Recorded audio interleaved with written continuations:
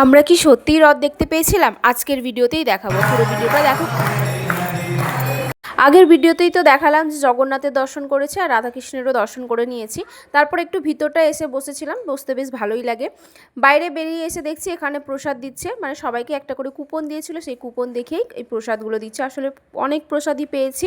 যারা আমার আগের ভিডিও দেখেছো, মানে এই মন্দিরের ভিডিও, তারা তো জানো এই স্টলগুলো কিন্তু আগে থেকেই থাকে। বাইরে কিছু মেলা বসেছিল অবশ্য। আমাদের দর্শন করা হয়ে গেছে, আমরা একটু বাইরেটা বসে সময় কাটালাম। তারপরে এই দেখো ওখানে কত সুন্দর রঙ্গোলি করেছে, বাইরেও একটা বেশ বড় একটা খুব সুন্দর একটা রঙ্গোলি করেছে গেটের বাইরে। তারপর তো এক রাশ মন খারাপ নিয়েই বাড়ি ফিরছিলাম। স্বয়ং ঈশ্বরই হয়তো চেয়েছে যে আমরা তাকে দর্শন করেই যাই। আর এইখানে মাঝ রাস্তায় দেখতে পেলাম এক আন্টি এরকম রঙ্গোলি বানাচ্ছে। সেখানেই জিজ্ঞাসা করায় ওনারাই বললেন যে হ্যাঁ এই রাস্তা দিয়েই রথ যাবে। আর এই যে জগন্নাথ দেবের আমরা দর্শন পেয়ে গেছি, মনটা তো ভীষণ খুশি। সবাই কমেন্টে বলে অবশ্যই জয় জগন্নাথ। মনটা তো ভীষণ খুশি। আর রথের দড়িও কিন্তু ধরেছিলাম জানো তো, কিন্তু ভিড়ের মধ্যে আর ভিডিও করা হয় না। আর এই প্রসাদগুলো পেয়েছি মন্দির থেকে আর ওই রথের ওখানে। ভিডিওটা ভালো লাগলে লাইক কমেন্ট শেয়ার করতে ভুলো না।